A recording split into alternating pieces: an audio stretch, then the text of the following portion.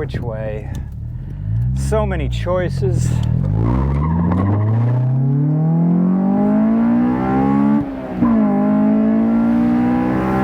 Oh. I'm a level 10 Honda fanboy, and I want...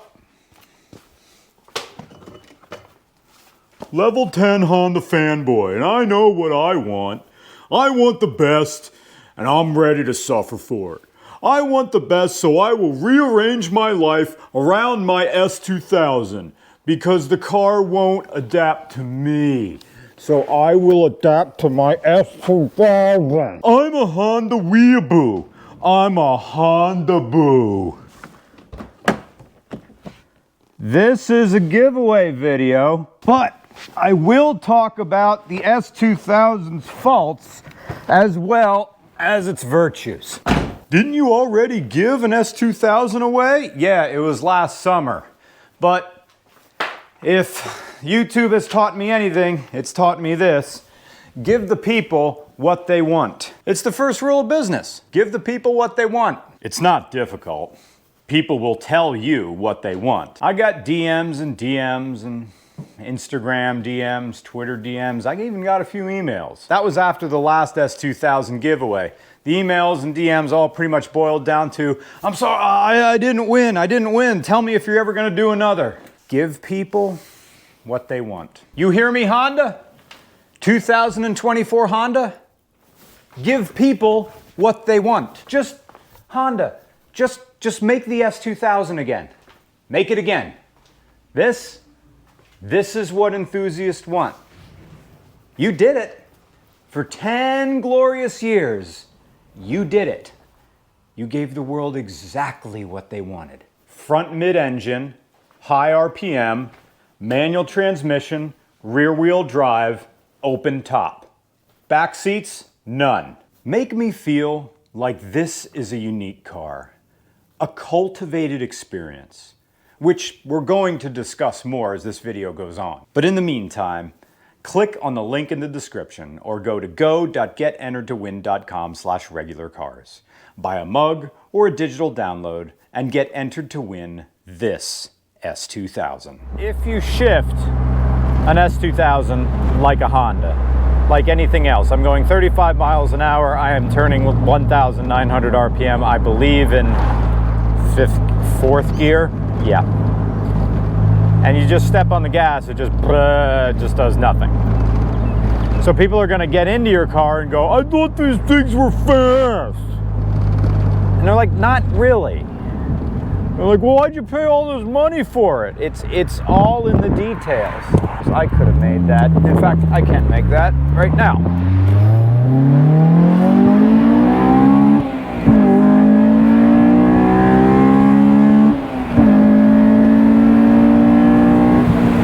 Okay, so it does do hill pulls quite well. Also, this is a cool day, so I'm gonna go full heat and turn my heat up on my feet. Ah, that's nice. Okay, here comes a corner, and if I go into it too brave,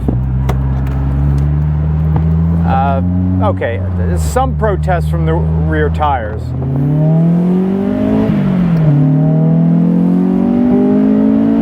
You hear it just switch over to VTEC? I know I did. Oh, what did I just do? Tried to rev match going up? I'm driving a Honda S2000. Yeah, that's right. Honda S2000. Yeah, that's right. I am that one thing you can't get. I am that one object of engineering that will not be made again. This car is made to do one thing, live in corners and live above 6,000 RPM. And anything else that gets in the way of that experience isn't there. To the point of even hiding the radio. It's almost like they give you a radio in this car reluctantly because it's the one thing they figured they needed to have or they wouldn't sell it. That and air conditioning. Hill starts in an S2000. This is something that can trip up a lot of people, and also school is letting out. Is this bus gonna? No. Nice. Hill starts S2000. This guy's waving me. Slight pullback. You have to rev up. Oops. Possibly the hardest thing, and the thing I don't really like about S2000s, is by virtue of how high revving they are, they're not the easiest car to pull out. You have to rev up to, yeah, that was 2,000 RPM just to get this thing rolling. Here we go again. I do not have the right of way. Left turn, wait for the cars to go. Okay, I could roll it there at 1,800 RPM. Now in second gear, I can roll it past VTEC. Here's 5. There's 6. And that was 9. Back road time. Back road time, back road time, back road time. Good brakes, brakes, brakes, brakes, brake. And down we go.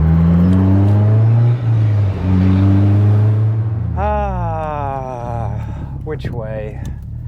So many choices.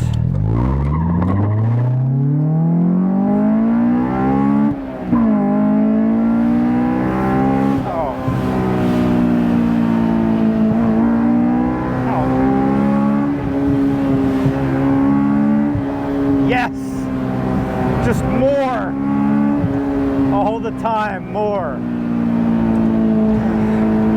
If you haven't experienced an S2000, it's as good as you think it is. I vape in my sleep. I defend Reddit antagonists with their evil MX-5. I fight the MX-5 empire. My body fasteners have Japanese characters on them. Even though all Hondas have Western numerals on the gear shift, no matter the market, I put a gear knob on with Japanese characters.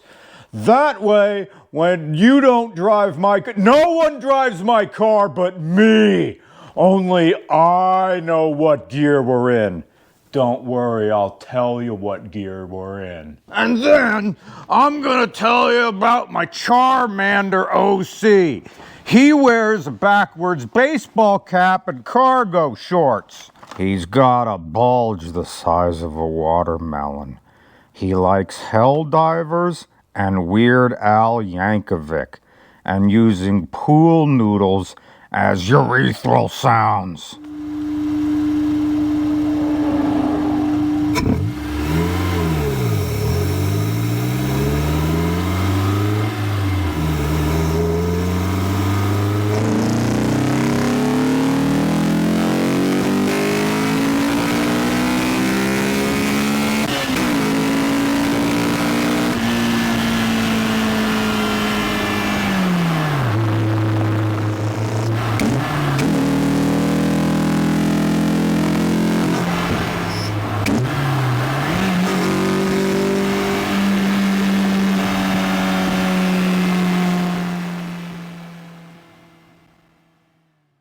Which brings me to a question. How many two-seat sports cars that are front engine, we'll ignore front mid-engine for the time being, how many two-seat sports cars are manufactured now in 2024 that also are available in manual transmission? There you go. You got the Nissan Z, that's 1. The BMW Z4/Supra, that's 2. The Audi R8, which is discontinued, but it was recent enough that I say it counts, so 3. Corvette C8, not a stick shift, doesn't count. Toyota 86, you know, FRS BRZ, nope, they got back seats, doesn't count for this list. MX-5, that's 4. Porsche Boxster, 5, and 911 sometimes. Sometimes a 911 has back seats, sometimes it doesn't, so that's 6. And we're excluding exotics, so that's it, 6. 6 two-seat sports cars made for sale today. And then 5 if you don't count the R8, since technically it's discontinued now. And then there's only one that is priced reasonably, and that's the MX-5, which means the S2000, which ended its production run in 2009, was the only other one. And now in 2024, S2000s in decent condition command the same price as a certified pre-owned ND MX-5. Because the near analog feel of an S2000 is not reproducible. There are safety standards which the S2000 wouldn't meet in 2024. The nose is too low. There's no tire pressure monitors, no side impact airbags, no soft bushings for the shifter. Either, look at this footage, look at it move. It's moving around in there. People are like, oh, is it broken? I'm like, no, this is a shifter that goes straight into the transmission. The transmission moves a little bit in the transmission mounts, which means the gear shift that goes right into the transmission is also moving. So here it is inside the cabin, all brrr. No adjustment to the steering wheel. We know where the wheel belongs. You don't. Move your seat accordingly. I can't hang my arm out the window, and you can't drive if you're over 6 feet, or if you have a big belly. And there are characteristics about the S2000 that are also exclusionary. It's not a nice place for passengers. First of all, there's nothing for a passenger to do. There's nowhere for a passenger to put their drink, if they have one. There's nowhere for them to put their arms, because they're getting into your personal space over here. A passenger in an S2000 just sort of has to sit here and be good. And also, it's not comfortable for a passenger. It's tight. Bounces around. If you look underneath an S2000, you get one of these things on a lift, and you look at the chassis and the suspension, they're like, this is almost a race car. This isn't built for comfort. Even getting to your only in-car storage, there's no glove box under here. Even this is, that's it.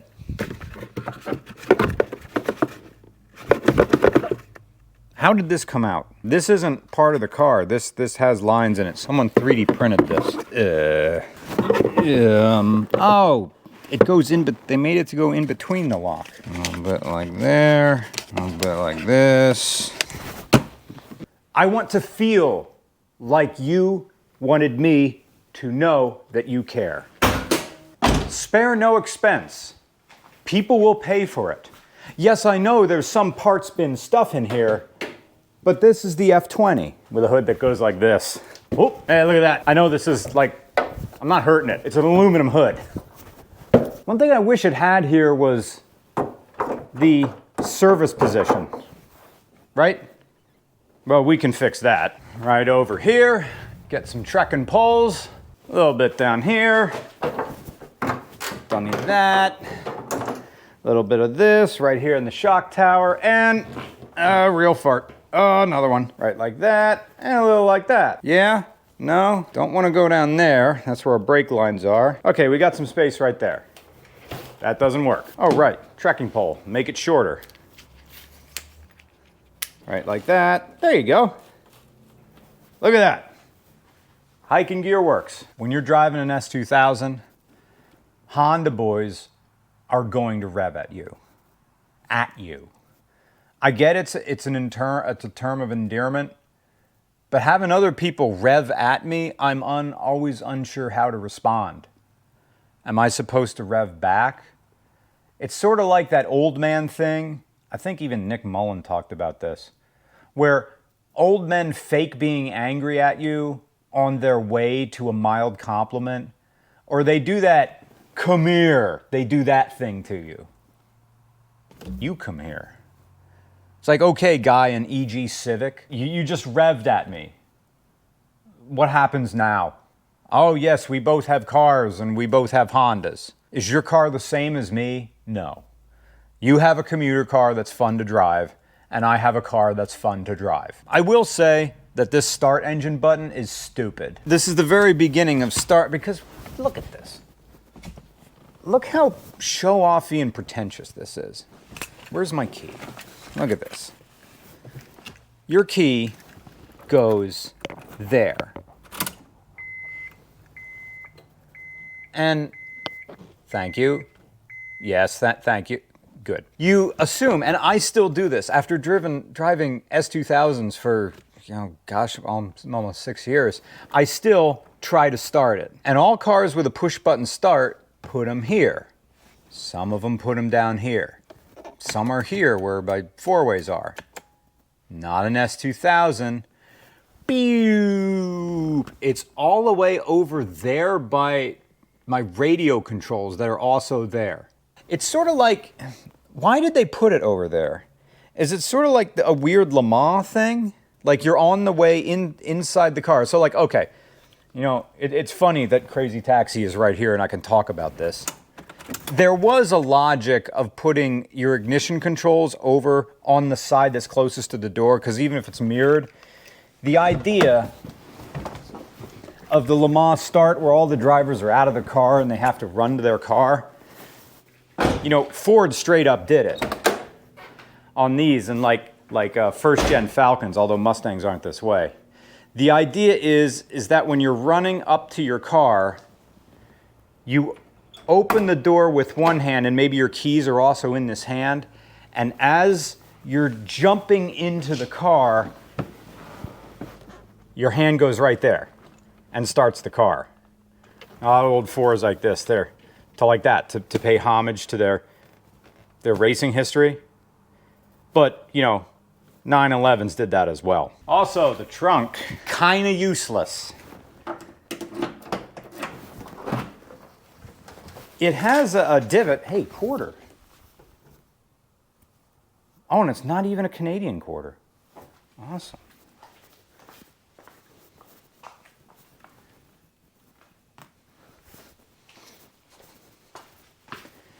The trunk itself has this divot in it, straight down at the bottom. And you think, oh, that's where a Space Saver donut would go. No, the Space Saver donut's behind this little bulge right here, which some people take out and they use it for... This is my Kia floor mat. Why did I put it in this car? I'm sure I had a reason. So the idea of having an extra divot down here was to give the trunk some sort of usefulness.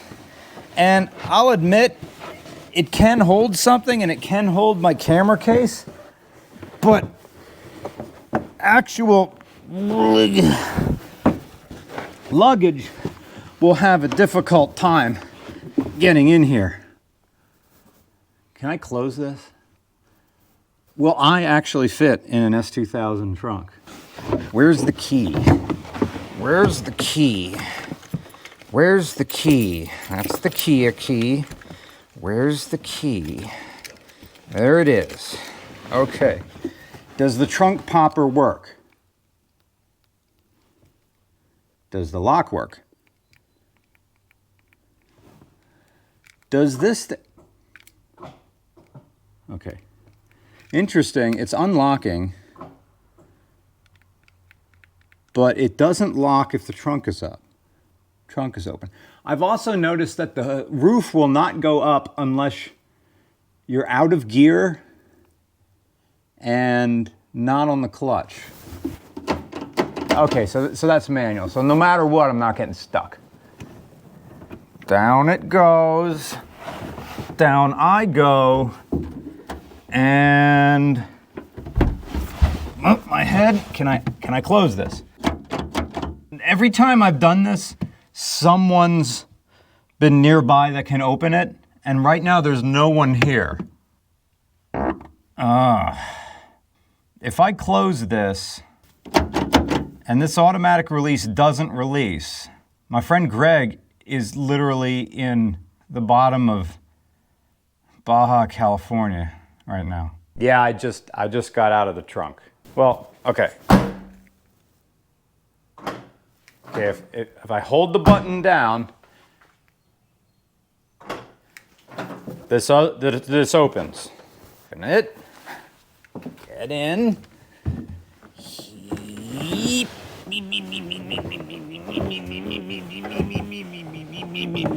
Down.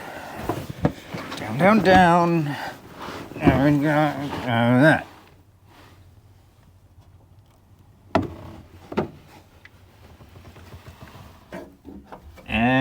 and head down further. Key in hand, and okay. I am now in the trunk of an S2000. And let's try the manual lock right here. Hey! That works.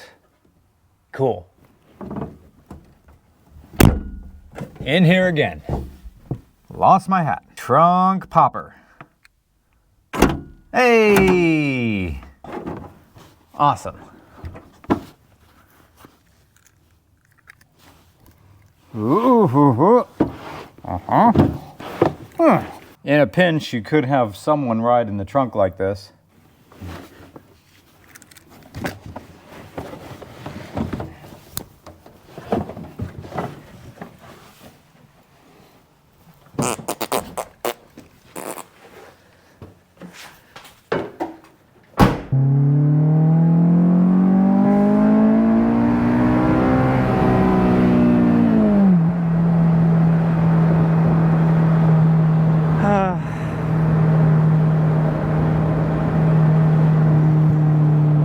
The only thing that really comes close to an S2000 in terms of its surgical feeling of precision, the sensation that you are in complete control of everything, is maybe Honda's own Honda Beat. And a Honda Beat, of course, has its limitations in the United States. It's not highway friendly. Parts are going, while available and the community is large, it's not directly supported by Honda in the United States. So you are, look at those, I'm banging every single second. Awesome. Anyway, this video is starting to be just edging for me. So, click on the link in the description or go to go.getentered to win/regular cars. Did I say it right? It's in the description down there, right down there. Go.getenteredtowin.com/regular cars. Buy a mug digital download. And here's another S2000. Maybe the GOAT. That beautiful high that comes once. Oh, this is that corner where I went sideways in a Boxster. I know it's an impractical, stupid machine, but it's fun every single day. Reliable fun every single day. Thank you so much for watching this. Thank you for listening to this. And thank you for supporting regular car reviews. Good luck, guys.